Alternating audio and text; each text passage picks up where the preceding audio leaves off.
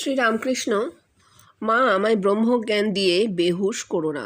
শ্রী জীবন কৃষ্ণ, ব্রহ্মজ্ঞান মানে কি বেহুশ হওয়া? ব্রহ্মজ্ঞান মানে এক জ্ঞান হওয়া।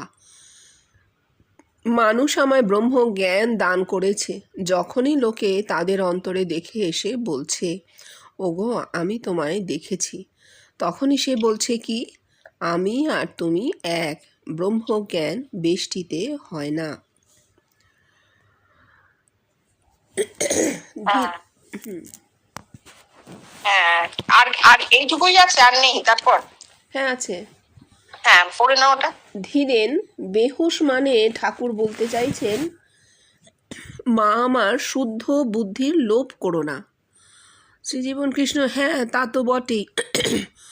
ঠাকুর যখন কালীঘরে গিয়ে চামড় নিয়ে হাওয়া করছেন, আহা কাকে হাওয়া করছেন বল দেখি?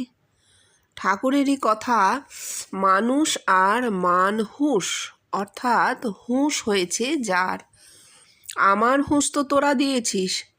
চোর দেখছে আমায়, ধাঙর ম্যাথর মিতে কেউই তো বাকি নেই।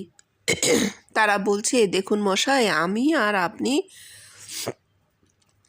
এক।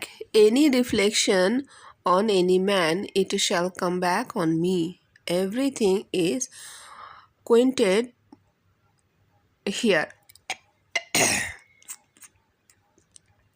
সব প্রশ্নের সমাধা। তাহলে ঠাকুর ঠিকই বলছেন, বেষ্টিতে ব্রহ্মজ্ঞান মানে বেহুশ হওয়া। তার মানে সেটা ব্রহ্মজ্ঞানই নয়। তাহলে ঠাকুর মা, মা মানে দেহ, দেহর কাছে মানে আদ্যাশক্তি। দেহ, ঠাকুরের দেহ তো চৈতন্যময় দেহ, আদ্যাশক্তি আছে। সেখানে ঠাকুর প্রার্থনা জানাচ্ছেন কি, আমাকে বেহুশ করো না। মানে সমাধিস্থ হতে চাইছেন না, সোজা কথা। সমাধি হলে কি হয়? চৈতন্য, বাহ্য চৈতন্য লোপ পেয়ে যায়। এতকাল শাস্ত্রকারেরা সেই বাহ্য চৈতন্য লোপ হয়ে যাওয়া যে সমাধিতে, তাকেই ব্রহ্মজ্ঞান বলে এসেছেন। না, ভুল। উনি বলছেন ব্রহ্মজ্ঞান তো বেহুশ হওয়া নয়। তাহলে ব্রহ্মজ্ঞান কি? যখন জগৎ ব্রহ্ম হয়ে জানাবে যে আমরা ব্রহ্ম, আর আমরা জানি যে তুমি ব্রহ্ম হয়েছো, জগৎ থেকে জ্ঞান আসবে। ব্রহ্ম মানে বৃহৎ, ব্রহ্ম মানে অসীম। একটি মানুষের মধ্যে তো এইভাবে অসীমত্ব প্রকাশ পেতে পারে না। 1 ঘটিতে তো 4 দুধ ধরে না। তাহলে 4 দুধ মানে হচ্ছে জগৎ, 4 ঘটি হচ্ছে জগৎ। হ্যাঁ, জাগ্রত স্বপ্ন সুষুপ্তি তুরীয়, তুরীয় তো অনন্ত, অসীম, অসীম জগৎ। এটা 4 দুধ ধরার ঘটি, এটা জগৎ। সেই 4 দুধের ঘটি 1 দুধকে জানাবে যে আমরা ব্রহ্ম, জগৎ ব্রহ্ম হয়েছে, জগৎ ব্রহ্মত্বে উপনীত, তুমি ব্রহ্ম। এবার সেই যুক্তিবাদী মানুষটি ভাববে, জগৎ বললে তো আমি নিচ্ছি না, সে কি দিয়ে বলছে আমাকে যে আমি ব্রহ্ম? আমি কি করে জানবো আমি ব্রহ্ম? জগৎ বলছে তোমাকে আমরা দেখেছি ভেতরে, তোমার এই রূপটা আমি দেখেছি, আমার যে ব্রহ্ম স্বরূপ তোমার এই রূপটা ধরে ফুটে উঠে আমাকে জানিয়েছে তুমি ব্রহ্ম। ঠিক আছে, এবার যাকে অনেক মানুষ এইভাবে দেখছে তিনি পরম ব্রহ্ম। তাকে এটা জানতে হবে যে একটা সময় বাদ দিন ঠিক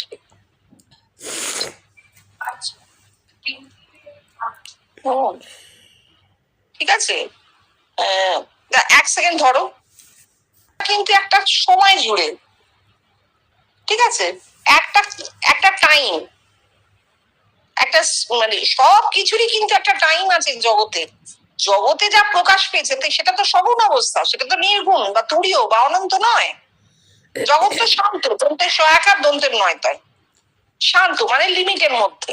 তাই লিমিটেড জায়গায় যেটাই প্রকাশ পাচ্ছে সেটা সগুণ। এই সগুণ অবস্থা প্রকাশ পাওয়া মানে হচ্ছে তার একটা টাইম ফ্রেম আছে, যে এই সময় জুড়ে।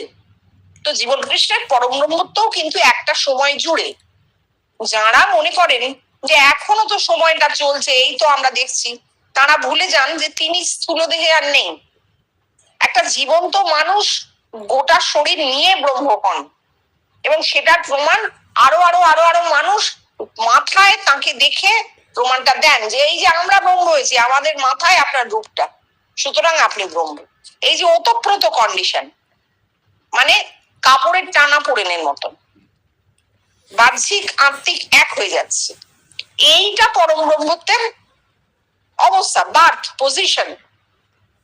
এই পজিশন তো তার দেহ চলে যাবার সঙ্গে সঙ্গেই চলে যাবে, কিছুটা রেস্ট থেকে যেতে পারে, কুমিরের লেজের ঝাপটার মতন, এছাড়া তো কিছু নয়। এটা বুঝতে হবে এইটা তার জীবন্ত কালে এই জিনিসটা ঘটেছিল, এবং এইটা ঘটার ফলে আমরা জানতে পেরেছি যে না, ওই হুঁশ হারিয়ে সমাধি হওয়াটা ব্রহ্মজ্ঞান নয়, কারণ সেখানে অনন্তের অনুভূতি কিছু নেই। কিন্তু একটা মানুষকে দেখে অনন্তের অনুভূতি হয়, এটা আমরা জানি, এটা আমরা জানি। যখন একটা কেউ দেখছেন চোখের মধ্যে দিয়ে, উনি দাঁড়িয়ে আছেন, তার চোখের মধ্যে দিয়ে সমস্ত পৃথিবী ছাড়িয়ে অনন্তে চোখ ভেসে যাচ্ছে, মহাশূন্য মহাকাশ দেখা যাচ্ছে, তখন সে ঠিক বুঝতে পারে যে একটা মানুষের দেহের মধ্যেই অনন্ত, এবং সেটা ফুটেছে। আর যে দেখছে, দ্রষ্টাতে ফল অর্শায়, অবশ্যই যে দেখছে সে নিজেও সেই অনন্ত হয়ে যাচ্ছে, এইগুলো আমরা জানি। ঠিক আছে, পড়ো। শ্রীজীবন কৃষ্ণ দেখ, ব্রাহ্ম ভক্তকে ঠাকুর বলছেন শাস্ত্র শুধু পড়লে হয় না, কামিনী কাঞ্চনের মধ্যে থাকলে শাস্ত্রের মর্ম বুঝতে দেয় না, সংসারের আসক্তিতে জ্ঞান লোপ হয়ে যায়। শাস্ত্রের মর্মার্থ কি? অনুভূতি। স্বামীজিও বললেন ঋষিদের অনুভূতির সঞ্চিত ভাণ্ডারই বেদ বেদান্ত। তা বাবা, আমি তোদের কি বলেছি? ঠাকুরের ভক্তদের দুই একটা অনুভূতি নিয়েই ঠাকুরের রোমাঞ্চ হচ্ছে, ঠাকুর গদগদ হয়ে উঠছেন, আর তোদের অনুভূতির কোনো সীমা পরিসীমা পাই না। অনুভূতি ধর্ম, তোরাই আমায় শিখিয়েছিস। ব্রহ্মত্ব লাভের পথে কোনো বাধাই দাঁড়াতে পারে না। শুধু গালাগাল দিলে কি হবে? নে পড়।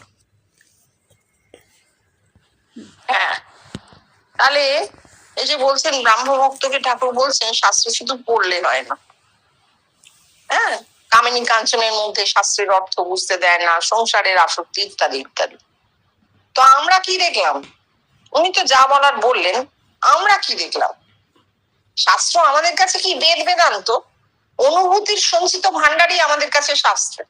কোন লোককথা, উপকথা, মহাকাব্য, পুরাণ বা ন্যায়নীতি, গীতা ইত্যাদি আমাদের কাছে কিন্তু শাস্ত্র নয়। শাস্ত্র আমাদের কাছে হচ্ছে অনুভূতির সঞ্চিত ভাণ্ডার, যেটা একমাত্র বেদ বেদান্তে আছে।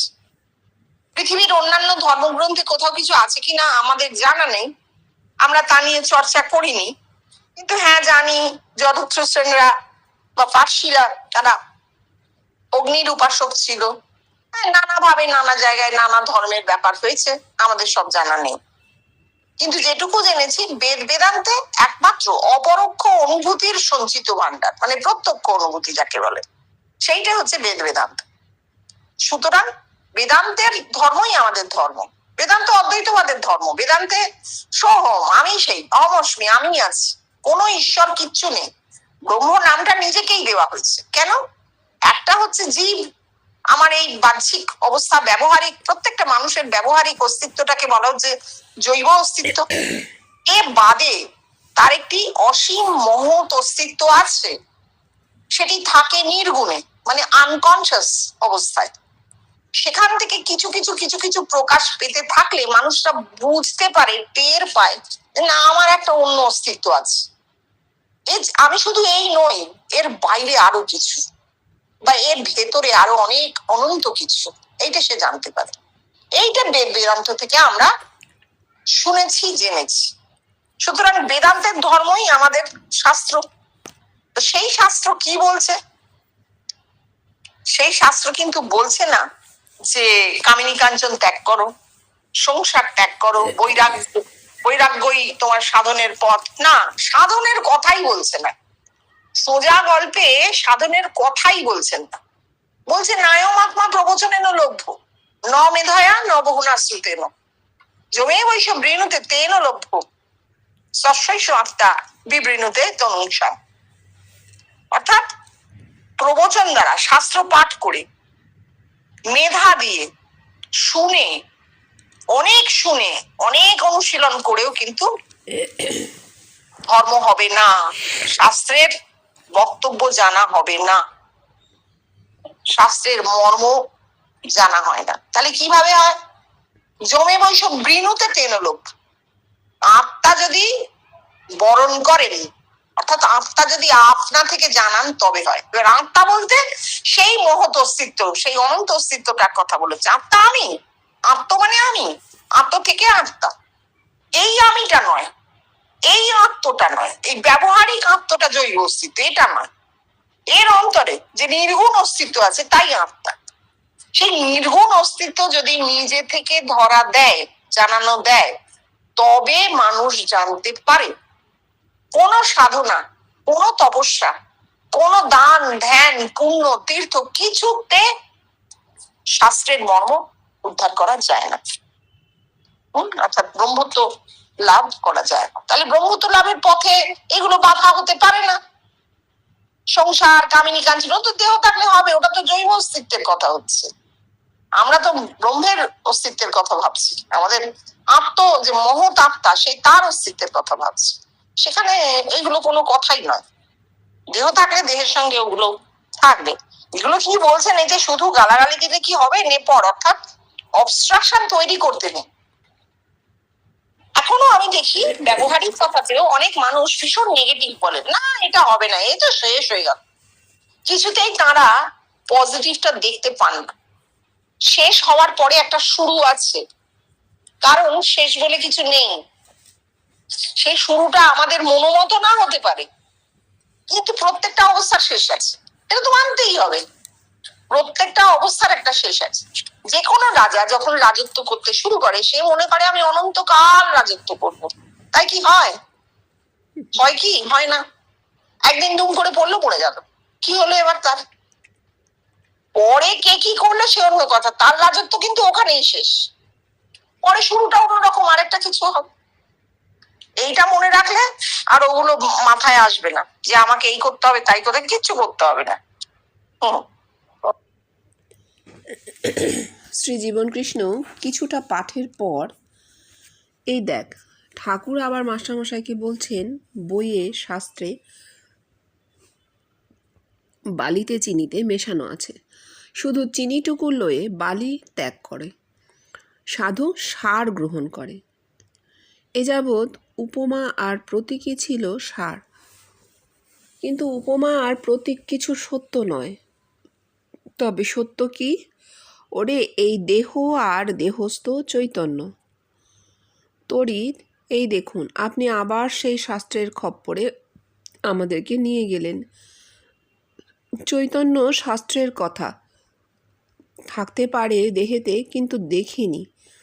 আপনিই তো বলেন, যা দেখবি না তাকে সত্য বলে গ্রহণ করবি না। চৈতন্য আমি দেখিনি। তড়িৎবাবু ঘরের সকলকে উদ্দেশ্য করে বললেন, বলুন আপনারা কেউ ওই চৈতন্যকে দেখেছেন? শ্রীজীবনকৃষ্ণ, হ্যাঁ তুই ঠিক বলেছিস, কিন্তু চৈতন্যের মধ্যে একটা রূপ আছে, তাকে তো দেখেছিস। সেটা দেখেছিস কোন অবস্থায়? স্বপ্নে। আর এই ঘর শুদ্ধ লোক তাদের দেহেতে আমার রূপটা দেখেছে। এইবার আমি তোকে জিজ্ঞাসা করি, আমি কি বাইরে থেকে উঠতে উঠতে গিয়ে তোদের দেহ মধ্যে ঢুকে যাচ্ছি? তড়িৎ, এটা তো অবাস্তব। শ্রীজীবনকৃষ্ণ, তবে বাস্তবটা কি বল? তড়িৎ, এইটুকু বলি একটু, কারণ পাল্টে যাচ্ছে তো, এরপর কথাটা পাল্টে যাবে। জীবনকৃষ্ণ একদম ঠিক বলেছেন যে এ যাবৎ উপমা প্রতীকী ছিল সার, অর্থাৎ সত্যের বদলে সত্যের রূপ কল্পনা করা হয়েছে, তাই তো? কি সত্য? আমি সত্য, আমার অন্তরে অন্তর্যামী সত্য, অন্তর্যামী সেই মহৎ অস্তিত্ব, সেটি সত্য। তাকে আমি সগুণে ধরতে পারছি না, সচেতনে তাকে আমি ধরতে পারছি না। তাই জন্য আমি কি করছি, তার একটা রূপ কল্পনা করছি, বিভিন্ন ভাবে কল্পনা করছি। তাহলে কল্পনা তো সত্য নয়, কিন্তু আমি উপমা দিয়ে, রূপক দিয়ে সেই কল্পনাকে সত্য বলে প্রকাশ করছি। হয়ে গেল, সত্য নয়। এবার উনি বলছেন সত্য কি দেহ এবং দেহস্থ চৈতন্য। এই চৈতন্য কথাটা শুনেই কিন্তু প্রতীকবাবু মাথাটি খারাপ হয়েছে। কেন? তর্ক তো করছেন। তরিকবাবু এতকাল শুনে এসেছেন ঠাকুরের চৈতন্য সাক্ষাৎকার হয়েছিল, নানকের হয়েছিল, যিশুর হয়েছিল, হ্যাঁ যিশুর ওই গলা পর্যন্ত চৈতন্য নেমেছিল, নানকেরও তাই চেতন সমাধি, তারপরে ঠাকুরের হয়েছিল দেহ। আমি বেশি কাটিয়ে জ্বলে গেছি, বেলতলার দিকে যেতে গিয়ে দেখলাম আমার পিঠ থেকে কোমর পর্যন্ত একটা আঙুলের শিখা নেমে গেল। এই যে কথাগুলো শুনছেন, তারপর জীবন কৃষ্ণ বলছেন যে হ্যাঁ এটা হয়, আমি দেখেছি। এই ঘটনা ঘটে একবারে নাহা বস্তুতত্ত্বে চৈতন্য সাক্ষাৎকার। মহাপ্রভু হয়েছিল, খুব বড় রকমের চৈতন্য অবতরণ ঘটেছিল, কিন্তু সেক্ষেত্রে মহাপ্রভু কি হয়েছিল? সাকারে হয়েছিল, কৃষ্ণ রূপে হয়েছিল। কিন্তু মহাপ্রভু সাংঘাতিক ভাবে চৈতন্য অবতরণ ঘটেছিল, শক্তিশালী পুরুষ ছিলেন। এই বলার মধ্যে দিয়ে কি হচ্ছে, যারা বসে শুনছে তারা ভাবছে যে একটা উনি তো বলছেন আমি আর উনি এক, তাহলে ওনার যদি এই জিনিস হয় আমার কেন হবে না? এইটা হচ্ছে মোদ্দা কথা। তরিক বাবুর সব কথার দেখো তুমি অকারণ তর্ক করছেন। তর্কের একটাই কথা যে ওনার চৈতন্য সাক্ষাৎকার হয়নি, তার মানে কি? চৈতন্য দেখিনি মানে কি? চৈতন্য সাক্ষাৎকার আমার হয়নি। আপনার হয়েছে, তা আমার তো হয়নি, আমি কেন নেব? আমার তাহলে হোক। কিন্তু মাথাতে একবারও আসছে না যে এগুলো বেষ্টির চৈতন্য সাক্ষাৎকার একে বলে। বিশ্বব্যাপীতে চৈতন্য অবতরণ করে না, চৈতন্য সর্বব্যাপ্ত হয়ে যায়, হ্যাঁ অনন্ত জগতে ব্যক্ত হয়ে যায়, জগৎ চৈতন্যময় হয়ে যায়। এবং জগৎ যে চৈতন্যময় হয়েছে তার প্রমাণ হচ্ছে তরিকবাবু জীবন কৃষ্ণকে ভেতরে দেখেছেন। অর্থাৎ একটি শরীর তখন জীবন্ত, যার চৈতন্য সাক্ষাৎকার হয়েছে তার রূপটা তরিকবাবু ভেতরে দেখছেন। কেমন করে দেখছেন? তার অন্তঃস্থ চৈতন্য সেই মানুষটির রূপ ধারণ করে ফুটে উঠছে দর্শনে, অনুভূতিতে। এটাতেই তো জানা যাচ্ছে যে হ্যাঁ এই আমার অন্তঃস্থ চৈতন্যের রূপ। কিন্তু তিনি সেইটা ধরতে পারছেন না। তার আকাঙ্ক্ষা, কামনা যে আমার শরীরে চৈতন্যের অবতরণ হবে, আমি দেখব। কামনা করে লাভ নেই, কামনা করা বোকামি। তাই জন্যই উনি বলছেন যে আমি কি বাইরে থেকে উঠতে গিয়ে তোদের দেহ মধ্যে ঢুকে যাচ্ছি? সেটাই তো আমার চৈতন্যের রূপ, তো আমার রূপটাই তুই তো দেখছিস। এটা তো অবাস্তব। হ্যাঁ ওভাবে আপনি ঢুকছেন না, আমার দেহের মধ্যেই ফুটছেন, কিন্তু আমি খুশি না। হ্যাঁ তারপর বলো। শ্রীজীবন কৃষ্ণ, তবে বাস্তবটা কি বল? তড়িৎ, বাস্তব আপনি, আমি জগতের সব লোক। শ্রীজীবন কৃষ্ণ, নো ডাউট, মানুষ মাত্রেই বাস্তব। এখন বল, একটি মাত্র মানুষের রূপ যখন অগণিত মানুষের দেহে ফুটছে তখন কি বলবি? তড়িৎ, প্রাণের রূপ বলতে পারি, তাহলে তো আবার বলতে হয় প্রাণটা কি, তাকে তো দেখিনি। শ্রীজীবন কৃষ্ণ, ওরে মাতৃগর্ভে প্রাণের বীজেই আমার রূপ। সেই প্রমাণিত শিশু, বালক, যুবা, প্রৌঢ়, বৃদ্ধ এবং অসংখ্য মায়েরা তাদের অনুভূতির মাধ্যমে আমায় জানিয়েছে। এখন তুই যদি চৈতন্য বলতে না চাস বলিস না, প্রাণকে দেখিসনি বলে প্রাণ বলতে না চাস বলিস না, কিন্তু আমার রূপটা তো বাস্তব, আমি বাইরেও আবার ভেতরেও। তাহলে বল, আমার রূপই বাস্তব। বল তাহলে এই পুরুষই দেহটাকে চালাচ্ছে। এতে তুই কি বললি জানিস? অতীতের সব শাস্ত্রকে উচ্ছেদ করলি। হ্যাঁ বাবা, ঠিকই তাই, এই সার। কিছুক্ষণ না, এটা পরের হবে না, না পড়ো ওইটাই। কিছুক্ষণ নিস্তব্ধতার পর শ্রীজীবন কৃষ্ণ আবার বললেন, বলতো তড়িৎ, তাহলে আমার এই রূপটা কি কেবল বর্তমানকালেই সত্য, আর আমার অবর্তমানে এই সত্য লোপ পেয়ে যাবে? তড়িৎ, সে কি করে বলবো? আপনাকে তো কাছের লোকও যেমন দেখছে, বহু দূরের লোকও তো দেখছে, তারা তো আবার না দেখে দেখছে, তাহলে আপনার অবর্তমানেও আপনাকে দেখবে বলেই তো মনে হচ্ছে। শ্রীজীবন কৃষ্ণ, ঠিক বলেছিস, থ্যাংক ইউ। হ্যাঁ বাবা, এই রূপই শাশ্বত। আচ্ছা, যখন জিজ্ঞেস করছেন যে আমার রূপটা যে ফুটে উঠছে এটাকে তুই কি বলবি, দেখো জিভের আর কিছুতেই ভাঙছে না। উনি নিজে বলছেন চিৎ ঘনকায়, অর্থাৎ যোগে দ্বারা চৈতন্য ঘন হয়ে রূপ ধারণ করে। আমি তোমাকে একটা অন্য কথা বলি, যোগ ছেড়ে দাও, যোগ বললেই মানুষের মনে অনেক কিছু আসে। তোমার আমার জগতের অসংখ্য মানুষের যে শরীর, যে অবয়ব বস্তুতে আমরা দেখতে পাচ্ছি, তাই কি তার প্রকৃত রূপ? না, না।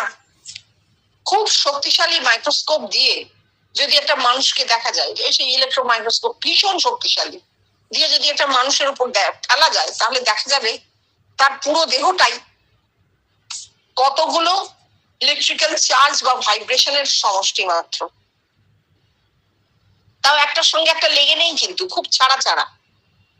সে সব সময় তুমি পড়েছো যে ইন্টারমলিকিউলার স্পেস থাকে, ইন্টার অ্যাটমিক স্পেস থাকে, তাই না?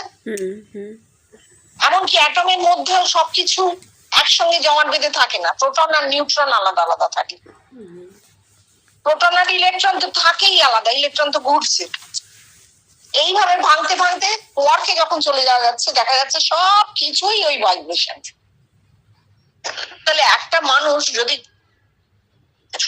লক্ষ কোটি ভাইব্রেশনের একটা আকার হয়, যেটা বস্তুতে দেখাচ্ছে জমাট বাঁধা, এই ভক্তিহীনে বড় পাওয়ার মতন, আর জ্ঞান যদি হয়, অর্থাৎ দেখতে পাওয়া যায়, তাহলে দেখা যাবে পুরোটাই এই অবস্থায় আছে। এটাকেই তো চৈতন্যময় অবস্থা বলে, কনসিয়াসনেস।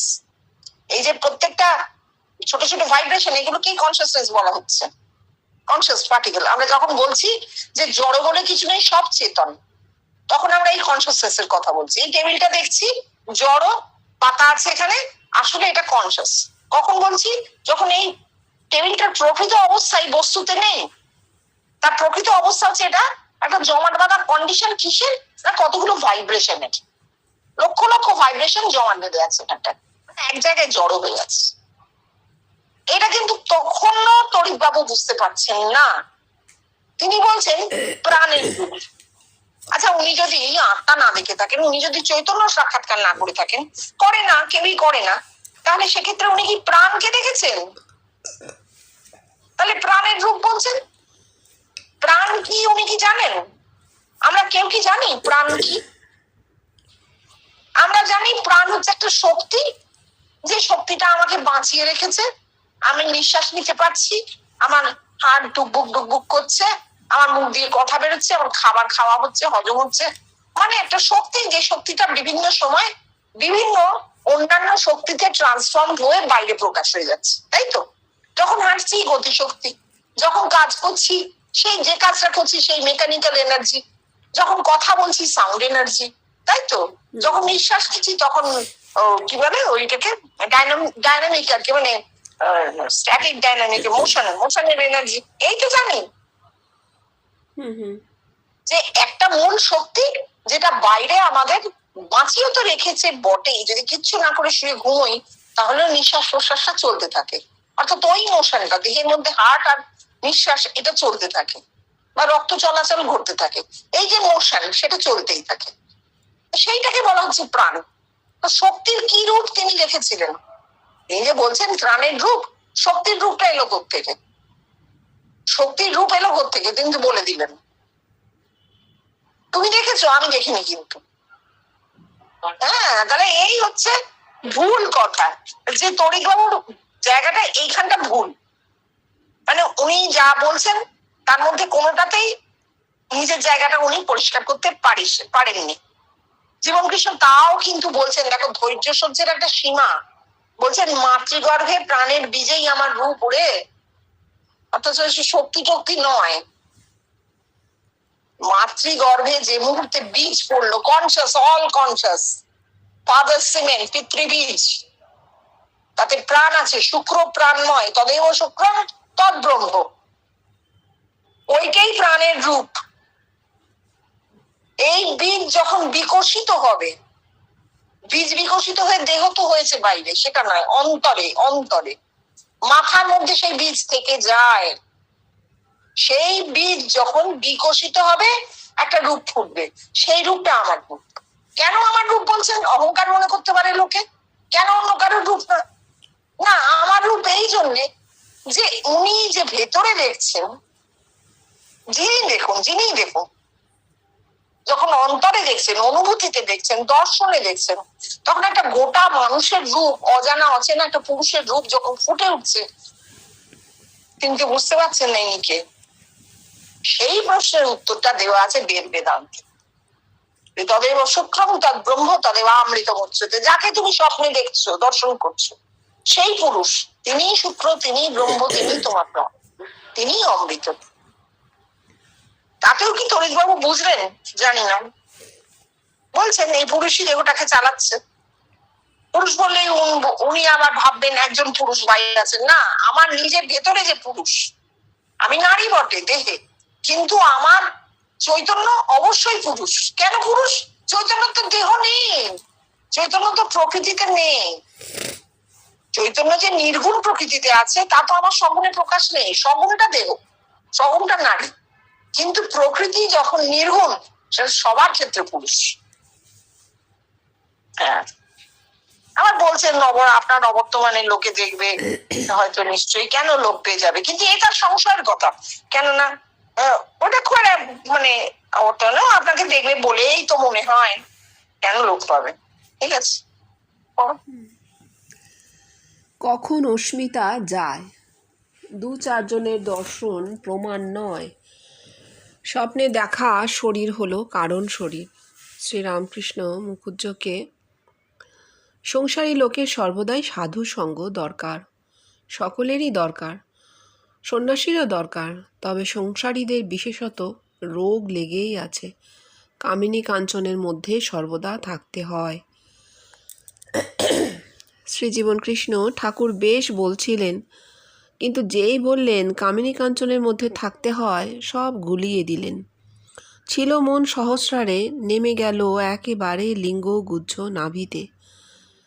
থাকলেই বা কামিনী কাঞ্চন, না থাকলেই আর রোগ লেগে থাকবে না নাকি? ওরে বাবা, যৌগিক রূপে লিখে দিয়েছি, রোগটা হচ্ছে বিকার, আমি রূপ বিকার। এই রোগ থেকে মানুষ কখন মুক্ত হচ্ছে রে সুধাংশু? সুধাংশু, যে মুহূর্তে মানুষ আপনাকে দেহের মধ্যে স্বপ্নে দেখছে, এই তো স্বচ্ছন্দ দর্শন, সদ্য মুক্তি। শ্রীজীবন কৃষ্ণ, বাহ, বেশ বলেছিস, ঠিক বলেছিস। এই হলো সাধু সঙ্গ। সেই সাধু সঙ্গ সর্বদাই মানুষের হতে থাকবে, অন্তরে বাহিরে। বেষ্টির এই কামিনী কাঞ্চন ত্যাগ জীবন কৃষ্ণ কেটে দিয়েছেন। আমরা যারা এই চর্চাটি এখনো করতে পারছি বা হয়ে চলেছে, তারা মানে সচেতনে জেনেছি। বাকি জগতের মানুষ জানবে, কারণ এটা যেহেতু জগৎ ব্যাপিত, জগতের প্রত্যেকটা মানুষই জানবে। যেমন করে হোক তাদের ব্রেনে এটা ফুটে যাবে। তো আপাতত আমরা পরিষ্কার জেনেছি যে বেষ্টির এই কামিনী কাঞ্চন ত্যাগ আসলে ধর্ম নয়। ওটা একটা ছাড়লে আরেকটা তো পেতে হবে। সেই পাওয়াটা যদি আপনা থেকে হয়ে যায়, তখন বাকি রইলো কি গেল লোকে দেখেও না, একদম দেখে না। এটা বুঝতেই হবে যে কামিনী কাঞ্চন ত্যাগ, কামিনী কাঞ্চন ত্যাগ করে কামিনী কাঞ্চন ত্যাগই হবে, ব্রহ্মত্ব আর হবে না। কিন্তু ব্রহ্মত্ব যদি মাথায় ফোটে, কামিনী কাঞ্চন রইলো কি গেল কিছু এসেই যায় না। দেহ থাকলে থাকতে পারে, আবার চলেও যেতে পারে।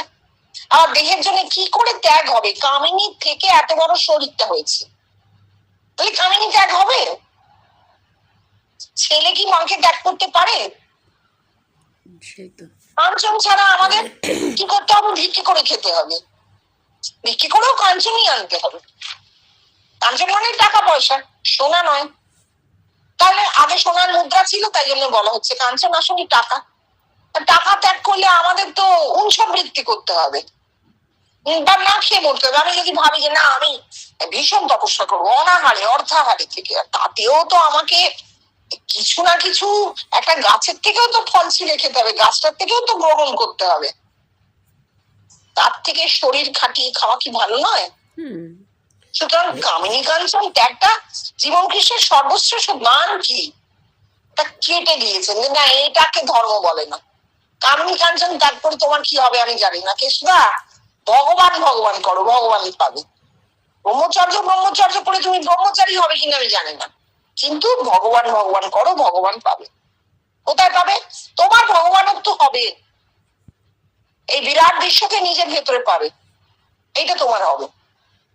কত বড় আশীর্বাদ! মানুষকে তিনি এই আশীর্বাদটা করে গেছেন বলেই আজকে আমরা এই জায়গাটায় দাঁড়াতে পারছি, না হলে নিজেদেরকে কত হীন মনে হতো। তো যে আমরা এই ভোগের আয়োজনের মধ্যে আছি, খাচ্ছি, যাচ্ছি, ঘুরছি ফিরছি, আবার বড় বড় ধর্ম কথা বলছি, এটা তো মনে হতো। এখনো সন্ন্যাসী সম্প্রদায় আমাদেরকে হীন করে ভাবেন, আমরা কিন্তু কোনো কাউকেই হীন করে ভাবি না। আমরা জানি একটা মানুষ মানেই সে হচ্ছে ব্রহ্ম। কেন ভাবি? ওই যে চৈতন্যময় অবস্থা, একটা প্রচন্ড শক্তিশালী মাইক্রোস্কোপে দেখলে সেই মানুষটাকেও আমরা যেভাবে দেখবো, নিজের দিকে দিলেও সেইভাবেই দেখ, যে লক্ষ লক্ষ কোটি কোটি কনসিয়াস ভাইব্রেশনের জমাট বাঁধা অবস্থা হচ্ছে একটা মানুষের শরীর, তাই তো? কিছুতেই অন্যভাবে ভাববো না।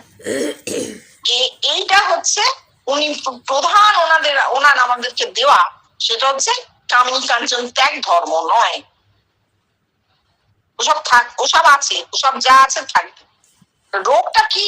রোগটা হচ্ছে আমি রোগ বিকার। আমি এই দেহ, আমি রোগ বিকার মানে অহংকারটা কি? আমি এই দেহ, আমি অনিন্দিতা কি, এই মধুমিতা দাস, বিরাট ব্যাপার। এইটা হচ্ছে বিকার। আমি যদি জানি যে না না, আমি তো এই দেহটা নই বাবা, আমার দেহটা তো একটা অন্ধকার, একটা ভূতের মতন লাগবে যদি একটা মাইক্রোস্কোপ দিয়ে দেখা হয়।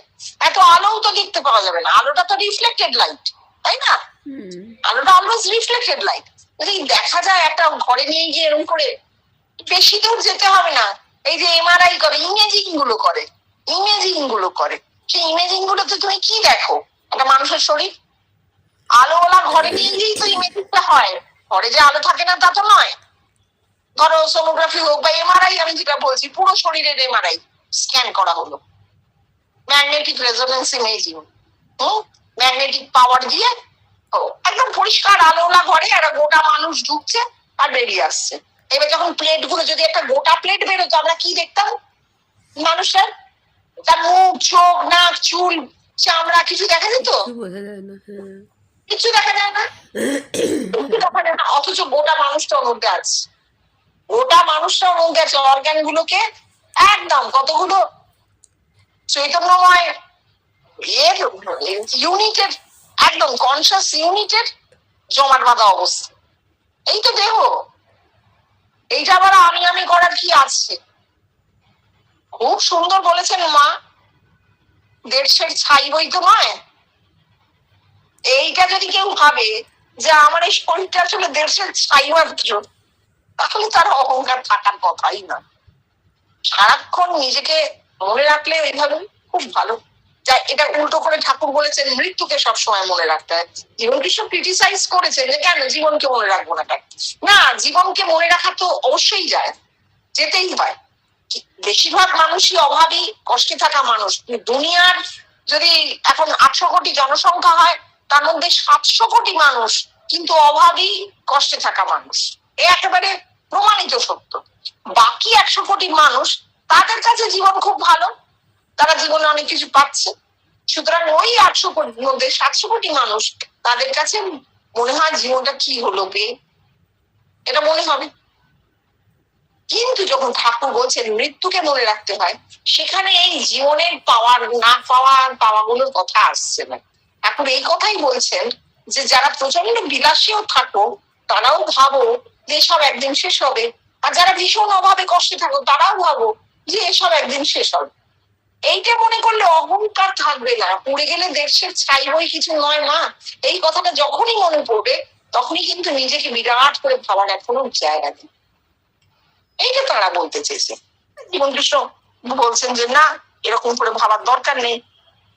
তার থেকে এইটা বলার ভালো যে কামিনী কাঞ্চন থাকলো কি গেল, আমার ভাবার দরকার নেই। আমি লিখে দিয়েছি রোগটা হচ্ছে বিকার। এই রোগ কখন মুক্ত হয়?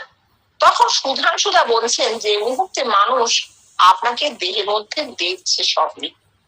এই তো স্বচ্ছন্দ দর্শন সদ্য মুক্তি। তার সুধাংশুদা কি দেখেই জানতে পেরেছিলেন যে এটা স্বচ্ছন্দ দর্শন সদ্য মুক্তি হলো? না, ঘরে বহুবার আলোচনা হয়েছে। 1961 সালের জুন মাস সুধাংশুদার আসা প্রায় 6-7 বছর হয়ে গেছে। তারপর তিনি রোজ এসে রোজ শুনে এই জিনিসটা ধারণা হয়েছে তার, ও আচ্ছা একে বলে স্বচ্ছন্দ দর্শন সদ্য মুক্তি। স্বচ্ছন্দ দর্শন কেন? আমি কিছু করিনি, আমার কোনো চেষ্টা নেই, আমি হেটমুন্ড ঊর্ধ্বপদ হয়ে তপস্যা করিনি যে আমার ব্রহ্মত্ব লাভ হবে, আমি আমার ব্রহ্ম স্বরূপ ফুটে উঠবে আমার ভেতরে একটি অজানা পুরুষের রূপ ধারণ করে, আমি জানি না, কিছুই করিনি আমি, কিন্তু এটা হয়েছে, এই ঘটনাটা ঘটেছে, দিনের পর দিন ঘটেছে। আমি দেখেছি একজন পুরুষ, স্বপ্নে দেখছি তিনি আমায় নানা কথা বলছেন, নানা ব্যাখ্যা দিচ্ছেন, বেদান্তের কথা বলছেন, এটা আমি দেখেছি। এইখানে এসে চর্চার মাধ্যমে জানতে পেরেছেন, ও আচ্ছা আমি তো কিছু করিনি, না করতেই আমার এই দর্শনটি হয়েছে, এবং দর্শনটি হওয়ার এটা স্বচ্ছন্দ দর্শন, অর্থাৎ আমার কোনো অস্বাচ্ছন্দ্য হয়নি, আমার কোনো পরিশ্রম হয়নি, স্বচ্ছন্দ স্বতঃস্ফূর্ত দর্শন হয়েছে। এবং সেটা সদ্য মুক্তি কেন? দেখার সঙ্গে সঙ্গে আমি মুক্ত কেন? আমি দেখছি কাকে? আমি নিজেকেই তো দেখছি। আমার এই রূপটা হলে স্বস্বরূপ দর্শন হতো, আর যখন অন্য অজানা পুরুষের রূপে দেখছি তখন আমি কি হচ্ছে? ব্রহ্মের রূপ দর্শন করছি, আমার ব্রহ্মত্ব লাভ হচ্ছে। ব্রহ্মত্ব মানেই অসীমত্ব, সব সীমা কেটে যাওয়া, আমি মুক্ত, যে মুক্ত আমি সেইটা দেখেছি। তাই জন্য স্বচ্ছন্দ দর্শন সত্য মুক্তি। জীবন কৃষ্ণ বলছেন, বা ঠিক বলেছিস, বেশ বলেছিস। বলছেন এই হলো সাধু সঙ্গ, যে সাধু সঙ্গ সর্বদাই মানুষের মধ্যে থাকবে, অন্তরে বাহিরে। দেখো দুটো কথার মধ্যে কি কি বলছেন, অর্থাৎ সুধাংশুদের এই ধারণাটা হলো কি করে? এই দীর্ঘ 7 বছরের সাধু সঙ্গ হওয়ার ফলে, তাহলে হতো না। আর কি বলছে? বলছেন বেশ বলেছিস, ঠিক বলেছিস, এই হলো সাধু সঙ্গ। তোর একার নয়, সব মানুষের হবে, অন্তরে বাইরে। অন্তরে কখন? দর্শন অনুভূতিতে, বাইরে কখন? জীবন কৃষ্ণের সান্নিধ্যে। নেই আর এই যে এখন সাধু সঙ্গ হচ্ছে, এই যে আলোচনা, এই যে চর্চা, আমরা তো আমাদের এই লোয়ার সেলফের আলোচনা করছি না, যে হায়ার সেলফ এক ওয়ান সবার মধ্যে, সেই তার কথা আলোচনা হচ্ছে। তার বলাটাও আবার থার্ড পার্সন করে দিচ্ছি, সেই সেলফের কথা আলোচনা হচ্ছে, যে হায়ার সেলফ আমরা সকলেই ভেতরে, তার কথা আলোচনা হচ্ছে। এই হচ্ছে সাধু সঙ্গ। সাধু তো সেই, দেখো কথামৃত পাঠ চলছে শ্রীরামকৃষ্ণ গিরিশের প্রতি। আমার ভাব কেবল নজিরের জন্য, তোমরা 5টা নিয়ে আছো, আমি একটা নিয়ে আছি, আমার ঈশ্বর বই কিচ্ছু ভালো লাগে না। শ্রীজীবন কৃষ্ণ, দেখ যারা 5টা নিয়ে আছে তারা পণ্ডিত, আর যিনি এক নিয়ে আছেন তিনি ঈশ্বর। পৃথিবীতে যা কখনো ঘটেনি এখন ঘটল, সেটাই নজির হয়। ঠাকুর ন্যাংটো হয়ে ঘুরে বেড়াচ্ছেন, অতীতে কোনো আচার্যই তা করেননি। গায়ে হোমাগ্নি জ্বলে গেল, গায়ে যে মাটি লেগেছিল পুড়ে গেল, এই রকম মুহুর্মুহুর সমাধি অতীতে কারোর হয়নি। তাঁর ভগবানত্বের প্রমাণ ওই 4-5 জন ভক্তের ঠাকুরকেই স্বপ্নে দর্শন, এই সবই নজির হয়ে রইল। এই সব অবস্থাগুলি দিয়ে প্রমাণ করা যাবে না, কারণ এই সব যিনি দেখছেন তিনি বলছেন বেষ্টি। এখানে যেহেতু প্রমাণটি মানুষের কাছ থেকে আসছে, তাই এ সব প্রমাণম। তখন সর্বদা কেন শ্বাসে প্রশ্বাসে সাধুসঙ্গ হচ্ছে। নে পড়। অর্থাৎ ঠাকুর যে বলছেন যে আমার ভাব কেবল নজিরের জন্য, মানে নজির মানে দৃষ্টান্ত, চিহ্ন রেখে যাওয়া, দৃষ্টান্ত। নজির ফলো করা যায় না, কিন্তু নজির একদম ফলো করা যায় না। রবীন্দ্রনাথ যদি এখন বলেন যে আমার কর্ম কেবল নজিরের জন্য, এই কথাটার মানে হচ্ছে আমাকে ফলো করতে যেও না, তুমি দ্বিতীয় রবীন্দ্রনাথ হবে না। আমি দেখিয়ে গেলাম যে একটা মানুষ অমানসিক ভাবে এত সৃষ্টি করতে পারে, তুমি পারবে না। এটা হচ্ছে নজির, একে বলে নজির।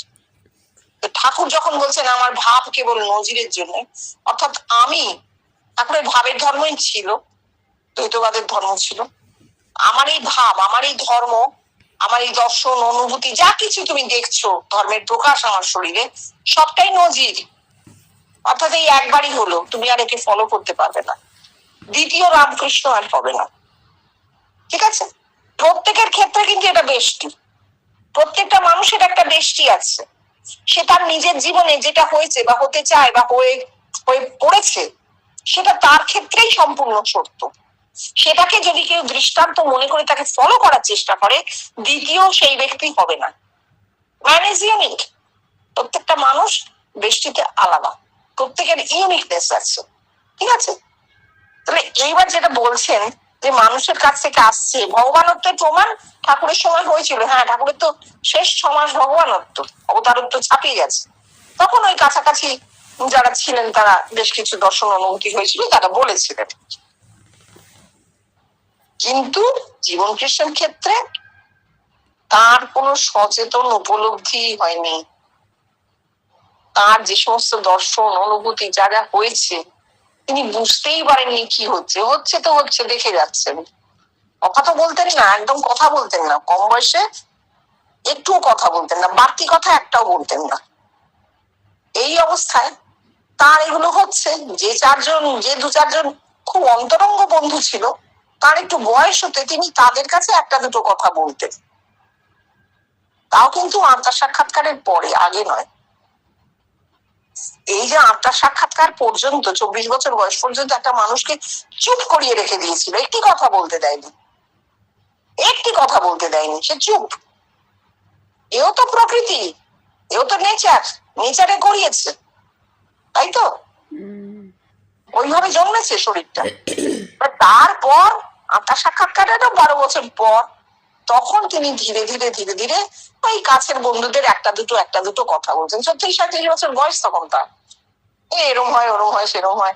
একসঙ্গে শোন, ফটিকের পাশে, তারাও পাশে, নগেন বাবু আসেন, হরেন বাবু আসেন। এই ধীরে ধীরে ধীরে ধীরে একটা দুটো কথা বলছেন, বেশি বলছেন না। 42 সাল মানে 49 বছর বয়স, 37-এর পর আরো 12 বছর ভগবানের তো ক্রস করে গেছেন ব্রহ্মত্বের গোড়ায়। ব্রহ্মত্বের গোড়ায় তার সাক্ষাৎকারে রেস চলেছে 37 বছর। তারপর অবতারত্ব ভগবানত্ব পেরিয়ে ব্রহ্মত্বের গোড়ায় 49 বছর বয়স। তখন কথামৃত পাঠ শুরু হলো, রেগুলার পড়ছেন। তার আগে তিনি পড়তেন একা, এইবার ওই কয়েকজন বন্ধু মিলে পড়া। পড়তে পড়তে পড়তে পড়তে 1947 সাল ঠাকুর দেখা দিলেন এবং বললেন, একা খেলে হবে, আমাকে শুনিয়ে খাইয়েছিস। এই তিনি লিখলেন, তাও বহু লোকের বলায়।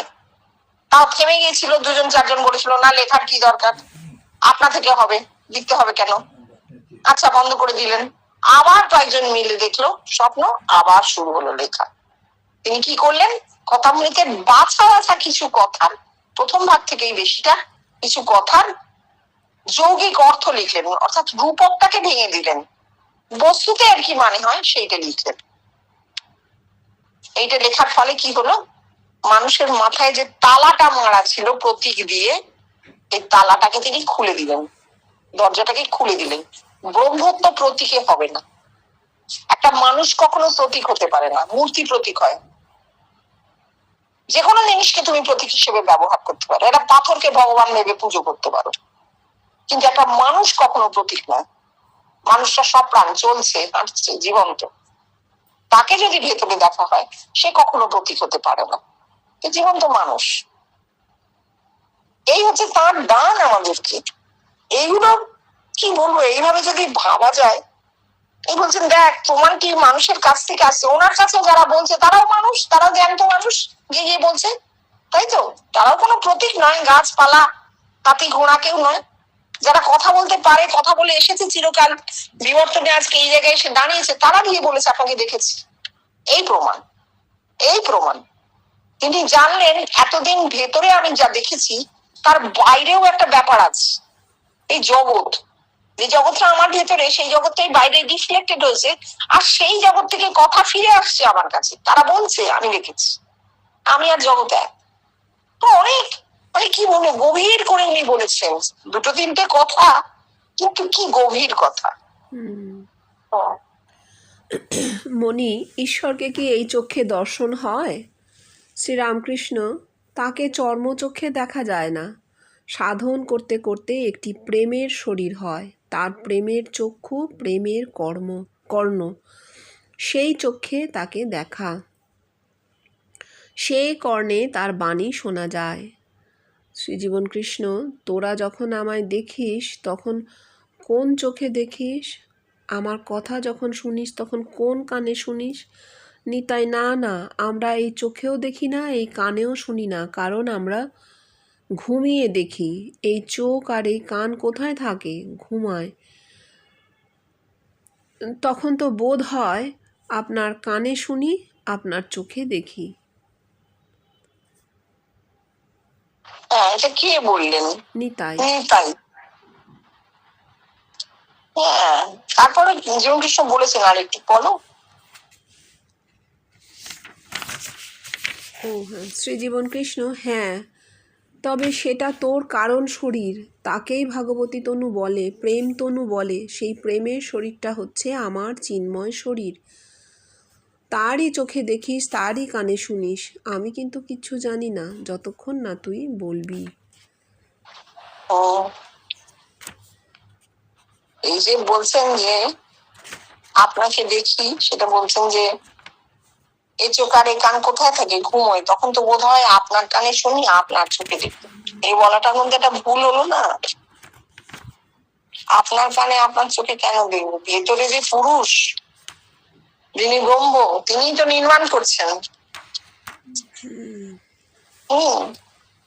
জীবন কৃষ্ণ দেখলেন ব্রহ্মত্ব সম্পর্কে কিছুতেই ধারণা হচ্ছে না। নিতাই টিতাই এরা তো সেই ছেলে ছোকরার দল, ভীষণ ভালোবাসতেন ওকে, প্রচন্ড ভালোবাসতেন, উনি ছাড়া কিছু জানতেন না।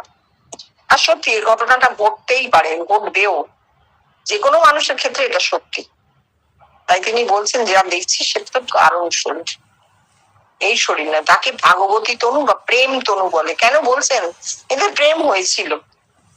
এও খুব দুর্লভ ব্যাপার, কিন্তু ভারী দুর্লভ, এটাও বলতে হবে। আমাদের হয়নি বলে আমরা সব কেটে শুকনো করে ফেলছি, কিন্তু না, রস বৈশক, তিনি রস স্বরূপ, আনন্দ রূপ, রস স্বরূপ। আনন্দম অমৃতম যদ বিভাতি, যারা প্রকাশে আনন্দ অমৃত রূপ হয়ে দাঁড়ায়, আমাদের মধ্যে প্রকাশিত হয়। সুতরাং প্রেম তনু বলে জানিয়ে দিচ্ছেন যে হ্যাঁ, তো প্রেম হয়েছে। সেই প্রেমের শরীরটা আমার চিন্ময় শরীর। তুই চোখে দেখিস, তারই চোখে দেখিস, তারই কানে শুনিস। অর্থাৎ তোর সেই প্রেম তনুর চোখ, প্রেম তনুটি আমার রূপ একদম। এবার তুমি কি বলবে বলো না? কত তুমি দ্বৈতবাদ কাটবে? দেখে তো কাটাও যাবে না, তাই না? কিন্তু তারপর বলছো না, আমি কিছু জানি না যতক্ষণ না তুই বলবি। হ্যাঁ, তোরা বললে আমি জানতে পারি।